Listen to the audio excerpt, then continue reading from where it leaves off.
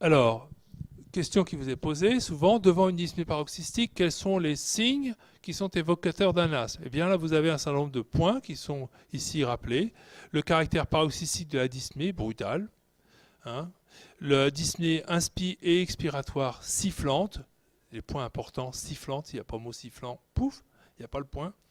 Les caractères récidivants des symptômes dans les mêmes conditions.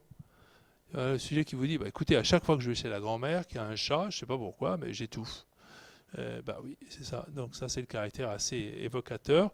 La survenue dans des conditions assez stéréotypées, contact avec des allergènes, poussière de maison, fanère de chat ou autres animaux, infection des voies aériennes. Des gens qui vous disent à chaque fois que je fais là, un petit rhume, voilà, je me tape une dyspnée, infection, voilà. Inhalation de substances irritantes, ce que je vous avais dit, ça peut tout à fait être non spécifique. À l'effort, le rire. Vous avez déjà été dans un restaurant où les gens commencent à rire, puis ça tourne au vinaigre. C'est-à-dire qu'au fur et à mesure, il tousse, il devient tout rouge et il ne peut plus respirer. Et donc, généralement, ça dérange tout le restaurant, ça c'est vrai. Et donc, vous avez des gens qui font des crises dyspnéiques brutales comme ça. La réversibilité rapide de la dyspnée après inhalation de bêta-2 agonistes comme la ventoline, ça c'est vraiment un signe très important.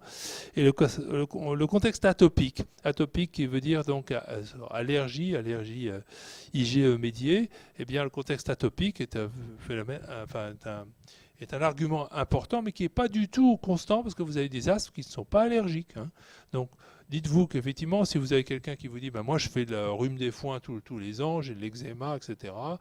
Et puis là, brutalement, je me suis retrouvé, j'ai étouffé brutalement. Ça va être un élément en faveur de l'asthme, qui est un élément inconstant. Alors, comment est-ce qu'on fait un diagnostic d'asthme? Eh bien, c'est représenté par ces quatre carrés, on peut dire. Vous avez la sémiologie, qui est ici représentée, les crises d'asthme typiques ou atypiques. Hein, on a vu que quelques-unes, des bronchites à répétition, des dyspnées d'exercice, des sifflements, bon, des formes un peu bénignes, si on va dire. Et le diagnostic va reposer sur un certain nombre de critères. Votre patient vient vous voir, il va raconter une sémiologie. Généralement, quand il vient vous voir, il n'a plus rien. Alors, sur quoi vous allez vous reposer? Eh bien, vous allez vous reposer sur le fait que vous allez mettre en évidence ce qu'on appelle l'hyperréactivité bronchique. Ou vous avez une obstruction, vous allez montrer que c'est réversible sous bêta-2, ou vous n'avez pas d'obstruction, vous allez montrer que les bronches sont trop réactives. Eh bien, ça, vous allez vous reporter sur le cours de physiologie. Ils vous montreront les cours de les critères d'obstruction bronchique sur les EFR. Et je vous rappelle que c'est un critère qui vous donne le rapport VMS sur CVF, le coefficient de Tifno, qui est abaissé et que dont vous allez pouvoir montrer qu'il est réversible sous bronchodilatateur, totalement réversible ou partiellement réversible.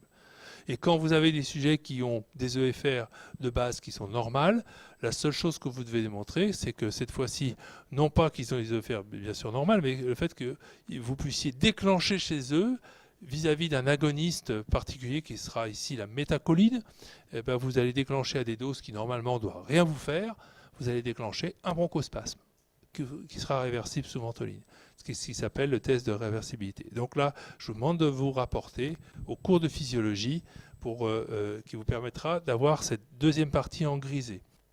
Puis la troisième partie qui est importante, c'est de vérifier qu'il n'y a pas d'autre cause. Par exemple, un sujet qui vient vous voir parce qu'il fait de l'asthme alors qu'il fume 3 paquets de clopes par jour, c'est pas de l'asthme. Ça s'appelle la bronchite chronique et un BPCO. Hein. Et très souvent, vous verrez malheureusement que tous ces patients disent non, non, non, je fais un peu d'asthme. Et qui sont traités malheureusement par des médecins qui n'ont pas fait ce diagnostic de BPCO, mais qui vont appeler tout asthme parce que le diagnostic d'asthme pour un médecin non averti, pas les gens d'ici bien sûr, mais pour un médecin non averti, va reposer sur un critère d'une légèreté totale qui s'appelle les sifflements. Alors le fait d'avoir des sifflements, c'est égal à asthme. Pas du tout. Hein, tout ce qui siffle n'est pas. Et le sifflement traduit simplement que des bronches sont bouchées. Mais elles peuvent être bouchées par 50 causes. Vous pouvez vous boucher, si vous avez mis une cacahuète dans la bronche, vous aurez des sifflements respiratoires. Pour autant, vous n'êtes pas asthmatique. Donc vous voyez, l'absence d'autres causes qui sont capables, qui sont susceptibles de boucher les bronches, que ce soit par voie endobronchique, pariétale ou extrabronchique. Hein. Une tumeur qui vient comprimer la bronche va vous faire siffler. Une cacahuète dans la bronche va vous faire siffler. Et une bronche inflammatoire, très inflammatoire, qui va boucher la bronche par des parois trop épaisses, va vous faire siffler. C'est-à-dire qu'une bronchite simplement infectieuse vous fera siffler. Donc le sifflement n'est pas un caractère traduisant égal asthme. Et puis on peut avoir des bronches qui sont épaissies par de l'édème et non pas de l'inflammation, comme dans l'insuffisance cardiaque. Le premier endroit où va se mettre l'édème pulmonaire, c'est de se mettre dans les bronches et de se mettre dans les alvéoles. Voilà. Donc ce triptyque, on pourrait dire, est très très important. Très important, vous permet de bien repérer votre diagnostic d'asthme. Alors ce qu'il faut retenir sur l'asthme, les signes, la description de la crise d'asthme non compliquée, ça, il faut la connaître très bien. Les arguments en faveur d'un asthme devant une dyspnée paroxystique, on les a vus tout à l'heure. Les causes, connaître les signes cliniques. Les signes EFR, ils vous sont demandés, donc vous devez intégrer cette partie EFR qu'on vient de voir, avec le rapport du TIFNO, la réversibilité, les critères de réversibilité que vous allez revoir, qui vous ont été déjà détaillés. Et voilà, vous suivrez les étapes de la diapositive que je vous ai montrée il y a 2 minutes. Hein. Et les signes cliniques de gravité d'une crise d'asthme. Voilà, c'est une mine de questions possibles. Donc là, si vous avez sûrement un peu la Ronéo, mais beaucoup, si vous regardez les diapos, tout est dedans, les mots-clés sont dedans.